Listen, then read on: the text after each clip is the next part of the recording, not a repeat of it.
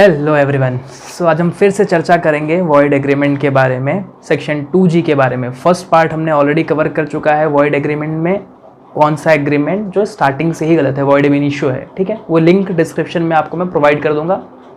जिन्होंने नहीं देखा है वो फर्स्ट पार्ट पहले कंप्लीट कर ले वॉइड एग्रीमेंट का, फिर हम सेकेंड पे स्टार्ट करते हैं आज। सो लेट नहीं करते हैं, फटाफट स्टार्ट करते हैं।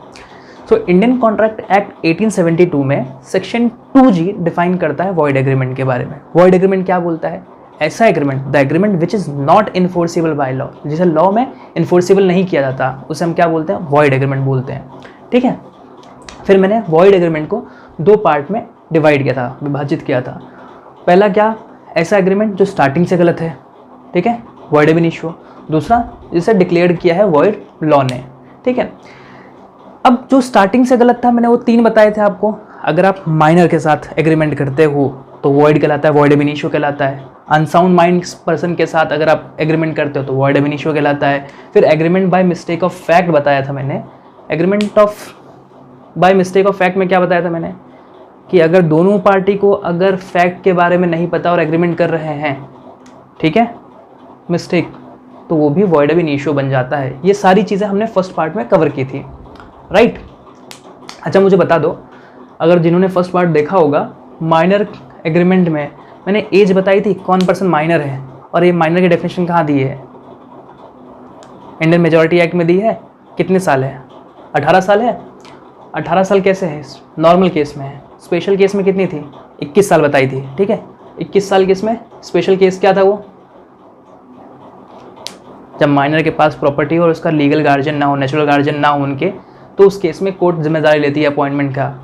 तो उस केस में 21 साल थी स्पेशल केस में, ठीक है। बाकी माइनर की एज कितनी निर्धारित की है? 18 साल निर्धारित की है। तो ये तो हमारा फर्स्ट पार्ट था जो हमने ऑलरेडी कवर कर चुका है। आज हम बात करेंगे agreement declared void by law. कौन कौन से एग्रीमेंट वॉइड है लॉ की नज़र में, जिसका सेक्शन 23 से लेकर 30 तक हमें पढ़ने हैं। आज वन बाय वन हम डिस्कस करेंगे आज।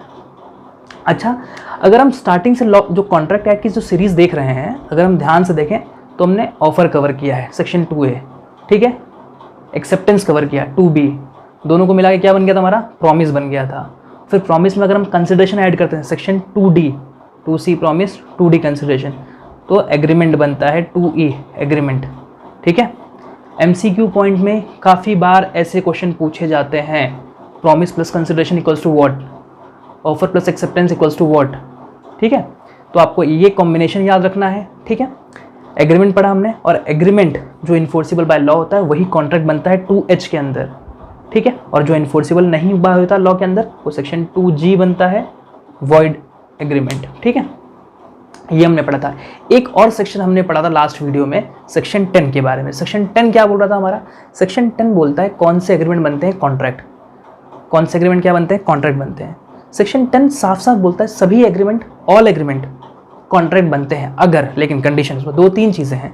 मैंने क्या बोला? सेक्शन 10 क्या बोलता है? सभी एग्रीमेंट क्या बनते हैं? कॉन्ट्रैक्ट बनते हैं अगर वो क्या चीज़? फ्री कंसेंट से हो, फ्री कंसेंट, अगर वो फ्री कंसेंट से बना हो, ठीक है, एक चीज़। दूसरा, कंपीटेंट पार्टी द्वारा बना हो। क्या?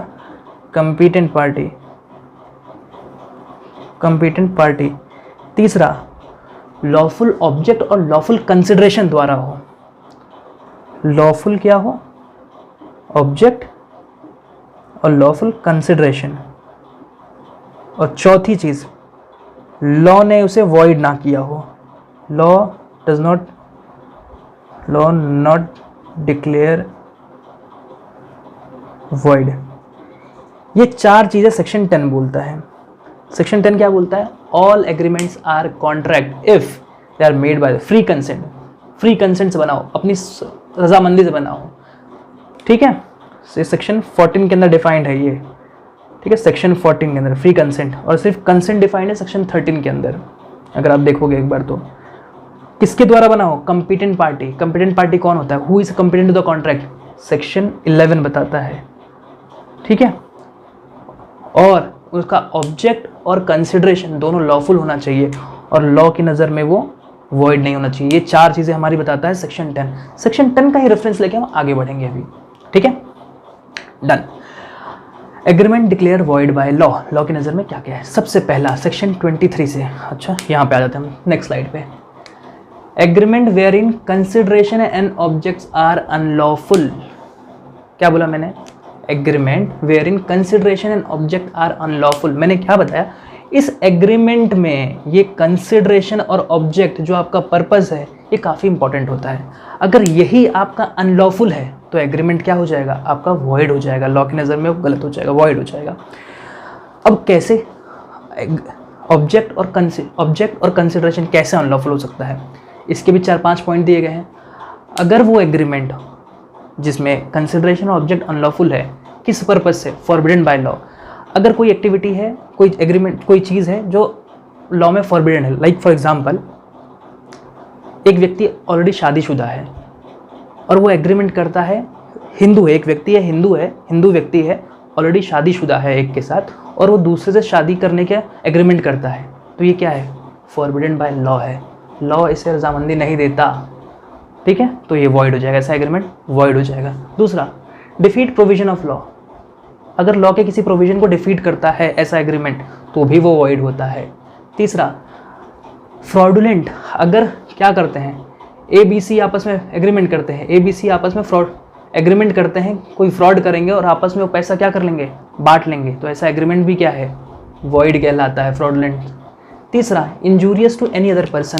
ऐसा एग्रीमेंट जो किसी व्यक्ति को हानि पहुंचाता है, इंजरी पहुंचाता है। फॉर एग्जांपल मैंने किसी को बोल दिया भाई उसको तमाचा मार के आ जाना, गिरा के मारना, ठीक है? तो इस चीज़ के लिए अगर पैसा देता हूँ, एग्रीमेंट करता हूँ किसी के साथ, तो वो क्या हो जाएगा? वॉइड हो जाएगा, कानून में इसे वॉइड कहा गया है। तीसरा, इमोरल है, आपके मॉरल वैल्यूज़ के खिलाफ है, आपके नैतिक मूल्यों के खिलाफ है। ऐसा एग्रीमेंट जो आपके नैतिक मूल्यों के खिलाफ है, अगर वो चीज़ आप करने की कोशिश करते हो तो ये भी वॉइड कहलाता है, ठीक है? नेक्स्ट आता है oppose to public policy. What is oppose to public policy? जो पब्लिक इंटरेस्ट में ना हो, ऐसा एग्रीमेंट जो पब्लिक इंटरेस्ट में ना हो। सपोज क्या कौन कौन से एग्रीमेंट ऐसे हो सकते हैं जो पब्लिक पॉलिसी के अंदर ना हो? सपोज किसी को व्यापार में रोकना, किसी को ट्रेड करने से रोकना, उसमें बाधा बनना, पब्लिक इंटरेस्ट के खिलाफ है ये, ठीक है? तो सम ऑफ द एग्जाम्पल, तो ऐसी सभी चीज़ें, तो ये सब चीज़ें क्या लॉ के नज़र में अनलॉफुल हैं, ठीक है? इसके लिए पनिशमेंट है। तो agreement wherein consideration object are unlawful become void by law. तो ये क्या हो जाएगा? पहला सेक्शन 23 बोलता है इन सब चीज़ों से ये वॉइड हो जाता है। दूसरा, agreement void if consideration and object unlawful in part. Unlawful in part क्या बोलता है? सेम चीज़ है। अभी एक एग्जांपल लो, ए है, काली पेन ही ले रखी है मैंने, वाइट नहीं, चलो कोई बात नहीं। ए है एक पर्सन, ये पर्सन है बी की दुकान है, ठीक है? दुकान है किसका? जनरल स्टोर है इसका, जनरल स्टोर, ठीक है? ए आता है दौड़ा बी के पास, भैया मैं बहुत गरीब हूँ, ये बहुत गरीब व्यक्ति है, मुझे इसको जॉब चाहिए, कोरोना में इसकी जॉब चली गई है तो इसको क्या चाहिए? जॉब चाहिए थी। ये दौड़ा जाता है किसके पास? बी के पास, भैया मुझे काम पे रख लो, ठीक है? बोलता है ठीक है, मेरी दुकान है। और ये जो बी है ना, बड़ा चालू व्यक्ति है, ये अपने इसके जनरल स्टोर में सामान्य चीज़ें रखता ही रखता है और इसी जनरल स्टोर के आड़ में गांजा भी बेचता है, गांजा ही बेचता है, ठीक है? तो इसका जो जनरल स्टोर है, इसका जो लाइसेंस है इसके पास, तो ये तो कोई लीगल एक्टिविटी, और जो गांजा बेचता है वो क्या हो गया? इलीगल एक्टिविटी हो गई। तो इन दोनों एक्टिविटी को संभालने के लिए ये इस ए को क्या रखता है? काम पे रख लेता है और बोलता है ठीक है, मैं आपको इस चीज़ के लिए 10,000 रुपये प्रति माह दूंगा, पर मंथ आपको 10,000 सैलरी प्रोवाइड करूंगा, आपको ये दोनों चीज़ें मेरी मैनेज करनी है, ठीक है? अब इन दोनों चीज़ों में एक चीज़ लीगल है और एक चीज़ इलीगल है, तो ठीक है, तो जो चीज़ इलीगल है वो क्या करेगी? लीगल को भी गंदा कर देगी। कहते हैं ना, एक खराब मछली तालाब को गंदा कर देती है, तो सेम चीज़ है। ऐसा एग्रीमेंट, ये जो एग्रीमेंट हुआ, इसमें एक पार्ट लीगल है, एक पार्ट इलीगल है, तो ये भी जो लीगल पार्ट है वो भी वॉइड हो जाएगा यहाँ पे, तो ये एग्रीमेंट भी क्या हो जाएगा? वॉइड हो जाएगा। तो सेम सेक्शन 24 क्या बोलता है? Agreement void if consideration and object unlawful in part, ठीक है? अगर एक अनलॉफुल के लिए डिफरेंट कंसिडरेशन भी दिया है तो सभी के सब वॉइड हो जाएंगे। डन? ये क्या हो गया? सेक्शन 24 हो गया। मरकर हुआ चले नहीं रहा है यार, ठीक है? Next section 25 agreement without consideration. ये तो मैंने आपको कंसिडरेशन वाले वीडियो में बताया था कि without consideration there is no contract, no consideration no contract, ये नॉर्मल जनरल प्रोविजन है। इसके कुछ एक्सेप्शन भी हैं सेक्शन 25 के अंदर, लेकिन जनरल प्रोविजन क्या बोलता है, बिना कंसिडरेशन के कोई भी कॉन्ट्रैक्ट नहीं बनता, कोई भी एग्रीमेंट नहीं बनेगा। 2D नहीं मिलाओगे तो 2E बनेगा ही नहीं, ये चीज़ें नॉर्मल बोलती हैं, ठीक है। No consideration no contract. Consideration क्या मतलब होता है, समथिंग इन रिटर्न, कुछ तो रिटर्न में मिलना ही चाहिए। अच्छा, कुछ एक्सेप्शन भी है जहाँ पे कंसिडरेशन रिक्वायर्ड नहीं होता। जैसे एक छोटा सा एग्जांपल देता हूँ, इसके लिए एक सेपरेट वीडियो बनेगी, टेंशन मत लो, सेक्शन 25 के, क्योंकि एक्सेप्शन की एक लिस्ट है। पर एक एग्जांपल मैं आपको देता हूँ कि जहाँ पे बिना कंसिडरेशन भी एक कॉन्ट्रैक्ट वैलिड होता है। सपोज क्या, गिफ्ट।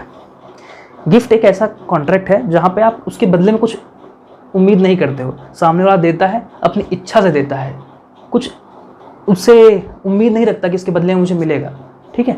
तो गिफ्ट एक एक्सेप्शन है इसका। तो ऐसे और भी एक्सेप्शंस हैं जो हम सेपरेट वीडियो में बात करेंगे। तो सेक्शन 25 क्या बोलता है, एग्रीमेंट विथआउट कंसिडरेशन, ठीक है। ये भी क्या होता है, वॉइड होता है, जनरल प्रोविजन, ठीक है। एक्सेप्शन की बात नहीं करेंगे हम, वॉइड। नेक्स्ट ये तीन हो गए, सेक्शन 23, 24, 25 हो गए ऑब्जेक्ट एंड कंसिडरेशन के बारे में। एक अनलॉफुल हो गया दोनों, एक इन पार्ट हो गया, तीसरा विथआउट कंसिडरेशन। चौथा क्या बोलता है, agreement in restraint of marriage. शादी में अगर आप बाधा बन रहे हो, किसी को शादी करने से रोक रहे हो। अच्छा, एक व्यक्ति को अपनी मनपसंद की शादी करने का हक होता है, अपनी सहमति से, दोनों की सहमति से वो शादी कर सकते हैं आपस में। आप उसमें बाधा नहीं बन सकते हो। अगर आप कोई ऐसा एग्रीमेंट कर रहे हो जिससे उसकी शादी में आप बाधा बन रहे हो, तो ऐसा एग्रीमेंट वॉइड होता है, ठीक है। सपोज एक बी के साथ एग्रीमेंट कर रहा है दैट नॉट टू मैरी सी, किसी के साथ शादी ना करे, तो क्या कर रहे हो आप, अब रोक रहे हो शादी करने के लिए, तो ऐसा एग्रीमेंट वॉइड होता है। अच्छा, आप कब बाधा बन सकते हो, इसका भी कुछ एक्सेप्शन हो सकता है ना, कि कब आप सही हो, आपको मना नहीं करता है लोग, कब हो सकते हो, अगर कोई व्यक्ति माइनर की शादी हो रही है, तब आप उसकी शादी में बाधा बन सकते हो, रोक सकते हो, शादी को रुकवा सकते हो। जोर जबरदस्ती की शादी हो रही है, उस केस में अगर आप शादी को रुकवाते हो, बाधा बनते हो, दैट इज़ वैलिड, ठीक है। बट अगर व्यक्ति मेजर हैं, सपना सही गलत समझ सकते हैं, तो उस केस में अगर आप ऐसा कुछ करते हो, रिस्ट्रेंट करते हो, restraint of marriage, that is void agreement. The next section 25 agreement restraint of trade. Agreement restraint of trade क्या बोलता है, अब आप व्यापार में बाधा बन रहे हो। अच्छा, एक आर्टिकल है इंडियन कॉन्स्टिट्यूशन में, आर्टिकल 19(1)(g) के अंदर राइट टू ट्रेड, आपको अपने मनपसंद का व्यापार करने का अधिकार है, आपको उसके लिए कोई रोक नहीं सकता है, ठीक है।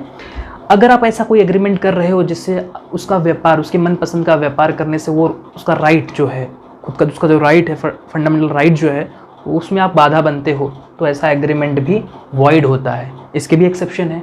कैसे एक्सेप्शन, अकाउंट्स के स्टूडेंट, जो कॉमर्स के स्टूडेंट है, वो जानते हैं गुडविल को बेचा जाता है। अगर कोई व्यक्ति अपने गुडविल को, अच्छा गुडविल का क्या मतलब होता है, जो उसने इतना साल में कमाया है, ठीक है, अर्न किया है मेहनत से, अपना नाम वगैरह, नाम शोहरत जो कमाया है आसपास में, अगर वो उसको बेचता है, गुडविल को बेचता है, तो एग्रीमेंट होता है। कभी बहुत सारा ऐसे एग्रीमेंट होता है कि आप सेम नेचर का बिजनेस उस लोकल एरिया में नहीं करोगे ये गुडविल बेचने के बाद, तो वो एक्सेप्शन केस है। अदरवाइज आप किसी के व्यापार में बाधा नहीं बन सकते हो। सेक्शन क्या बनता है, section 27। Next section, agreement in restraint of legal proceeding. Same चीज से हर व्यक्ति का अधिकार है अपने लीगल प्रोसीडिंग में, कोर्ट तक जाने का अधिकार है, उसकी लीगल चीज़ों का पे उसका अधिकार है। आप उसमें बाधा नहीं बन सकते हो। आप किसी को नहीं बोल सकते कि हम आपस में एग्रीमेंट कर लेते हैं, अगर कोई डिस्प्यूट होगा तो तुम कोर्ट नहीं जा सकते। कोर्ट जाना उसका लीगल राइट है। अब उस चीज़ में बाधा नहीं बन सकते, उस चीज़ में उसको रोक नहीं सकते हो। आप ये एग्रीमेंट में नहीं लिख सकते हो कि 10 साल तक तुम कोर्ट नहीं जाओगे, 1 साल तक तुम कोर्ट नहीं जाओगे अगर झगड़ा होता है तो ये क्या कर रहे हो, आप उसके लीगल राइट्स को छीन रहे हो प्रोसीडिंग के, ठीक है। लेकिन ऐसा कब आप कर सकते हो, आप जनरल टर्म्स में भी देखोगे, बहुत सारे बिजनेस होते हैं जब एग्रीमेंट करते हैं ना, तो उसमें क्लॉज डालते हैं। कौन सा क्लॉज डालते हैं, आर्बिट्रेशन क्लॉज डालते हैं। What is arbitration clause, arbitration clause क्या होता है, आर्बिट्रेशन के अंदर एक पर्सन होता है थर्ड पार्टी आर्बिट्रेटर। हम क्या ऐसा क्यों करते हैं, आर्बिट्रेटर क्यों अपॉइंट करते हैं, दोनों पार्टी आपस में राजी होते हैं कि जब कभी भी हमारे आपस में डिस्प्यूट होगा हम क्या करेंगे, एक तीसरा पर्सन आर्बिट्रेटर अपॉइंट करेंगे, तुम एक अपॉइंट करना, मैं एक अपॉइंट करेंगे। ये लोग डिसाइड करेंगे क्या सही है क्या गलत है, ठीक है। इसे बोलते हैं आर्बिट्रेटर। वो जो पर्सन अपॉइंट होता है वो आर्बिट्रेटर होता है, और जो प्रोसीडिंग सॉल्व करते हैं उसे हम आर्बिट्रेशन बोलते हैं, ठीक है। ये क्लॉज हर एग्रीमेंट में आपको, कमर्शियल एग्रीमेंट में मिलेगा, जनरली मिलेगा आपको ड्राफ्टिंग के टाइम पे, ठीक है। तो आर्बिट्रेशन जो है वो इसका एक एक्सेप्शन है कि उस केस में आप कोर्ट जाने से पहले आपको पहले आर्बिट्रेटर के पास जाना पड़ेगा। आपको अपना केस जो डिस्प्यूट होगा पहले आर्बिट्रेशन के जरिए सुलझाओ, उसके बाद आप कोर्ट जा सकते हो। उससे पहले आप कोर्ट जाओगे तो कोर्ट भी आपको, जज भी आपको यही बोलेगा, पहले आप जो आपका क्लॉज में आप जिस चीज़ में आपने सहमति रजा की है उसको पहले फुलफिल करो, ठीक है। तो agreement in restaurant of legal proceeding section 28। अब नेक्स्ट सेक्शन आता है अनसर्टेन एग्रीमेंट सेक्शन 29। ऐसा एग्रीमेंट जो सर्टेन नहीं है, क्लियर नहीं है, पूरा वेग है। बहुत सारे एग्जाम्पल इस पे दिए गए हैं। एक सबसे सिंपल एग्जाम्पल है, ए बी को बोलता है मुझे आपसे 100 टन ऑयल्स खरीदना है, मुझे 100 टन तेल चाहिए, ठीक है। अब ऐसा एग्रीमेंट किया, अब कौन सा तेल चाहिए ये नहीं बताया, तो ये क्या हो गया, अनसर्टेन हो गया। क्लियर है, वेग है। तो ऐसा एग्रीमेंट जो अनसर्टेन है, क्लियर नहीं है, वेग बता रहा है, तो ऐसा एग्रीमेंट भी क्या हो जाता है, वॉइड। 100 टन ऑयल्स बोला, कौन सा तेल है, सर पे लगाने वाला तेल है, खाना बनाने वाला तेल है, कौन सा तेल है, ठीक है। तो जब तक वो मेंशन नहीं करते, क्लियर नहीं करते, तो ये टर्म क्या रहेगा, अनसर्टेन ही रहेगा। बिकॉज ऑफ अनसर्टेनिटी एग्रीमेंट क्या हो जाता है, वॉइड हो जाता है। Next and the last one, section 30 क्या बोलता है, वेजरिंग एग्रीमेंट।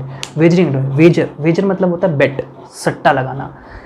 अगर आप सट्टा लगाते हो, अब इसके भी एसेंशियल्स हैं, तो वो एग्रीमेंट भी वॉइड होता है। अब जैसे कैसा, सट्टा जब आप लगाते हो तो एसेंशियल्स क्या क्या होते हैं। सबसे पहला तो जिस चीज़ के लिए सट्टा लगा रहे हो, जिस इवेंट के लिए सट्टा लगा रहे हो आप, वो इवेंट क्या होना चाहिए, अनसर्टेन होना चाहिए।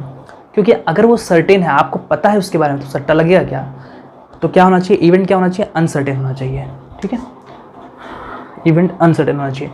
दूसरा, दोनों पार्टी जो आपस में सट्टा लगा रहे हैं, दोनों की पॉसिबिलिटी होनी चाहिए बराबर की जीतने की। वो भी जीत भी सकता है, हार भी सकता है। Possibility, win and loss, mutual chances होने चाहिए, ठीक है। किसके, जीतने के हारने के म्यूचुअल चांसेस होने चाहिए।